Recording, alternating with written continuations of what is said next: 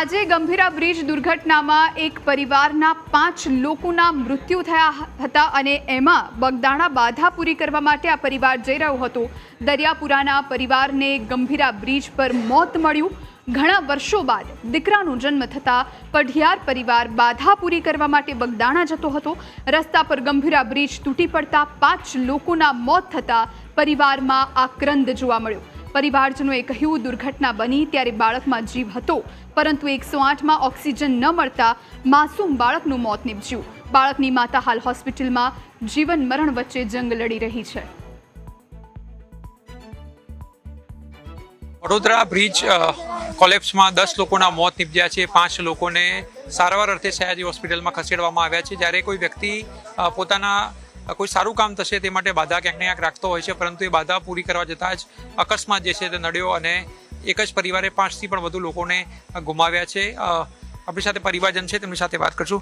બેન, કયા ગામથી હતા અને શું નામ હતું? દરિયાપુરાથી હતા ભાઈ, રમેશભાઈ, રમેશ પડિયાર।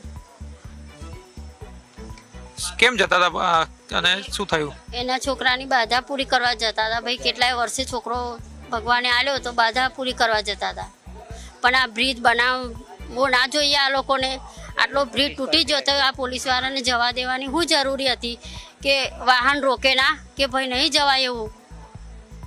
એટલી મીન કાળજી રાખીને આ બ્રિજની તારે આ ગુમાયા ને। અને પોલીસવાળાએ કોઈને જવા ના દીધા ભાઈ। જે તરતા હતા ને તે જતા હતા બચાવવા, પણ કોઈને ના જવા દીધા, કોઈને અંદર પડવા ના દીધા। એમને ના પગ બગાડ્યા તો બીજોને ના બગાડવા દીધા, નહીં તો બધા જ બચી જાત ભાઈ। આ મારું પરિવાર બચી જાત। છોકરો તો જીવતો તો નીકાળ્યો તાર, પણ ઓક્સિજન ના મળ્યું 108માં।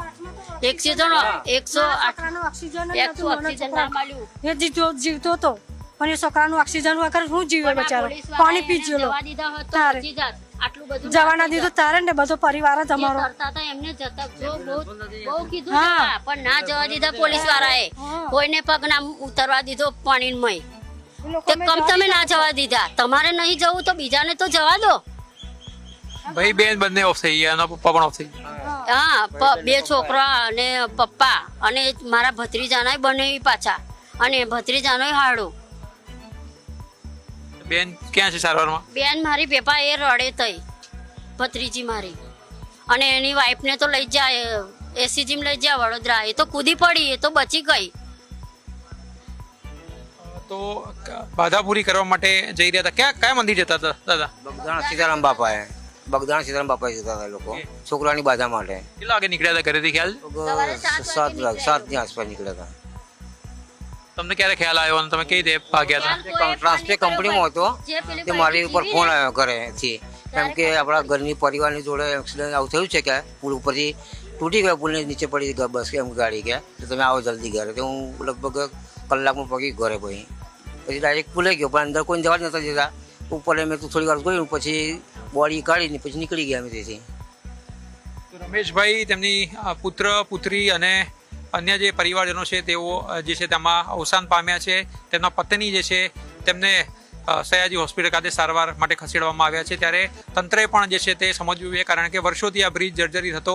અનેક રજૂઆતો પણ તંત્રને કરવામાં આવી હતી, તેમ છતાં પણ કોઈપણ પ્રકારની કામગીરી જે છે તે ન કરવામાં આવી। ભારે વાહનો પ્રતિબંધિત હોવા જોઈએ આ પ્રકારના પુલ ઉપર, તે પણ પ્રતિબંધ ફરવામાં નહોતો આવ્યો, અને તેના જ કારણે આ પ્રકારની ઘટના ઘટી। અને જે વ્યક્તિ પોતાના સ્વજન માટે બાધા પૂરી કરવા જઈ રહ્યો હતો, તે બાધા પણ જે છે તે અધૂરી રહી અને સમગ્ર પરિવાર જે છે તે વેરવિખેર થઈ ચૂક્યો છે। કેમેરામેન નરેશ ભુટિયા સાથે આશુતોષ ઉપાધ્યાય, ન્યૂઝ કેપિટલ, વડોદરા।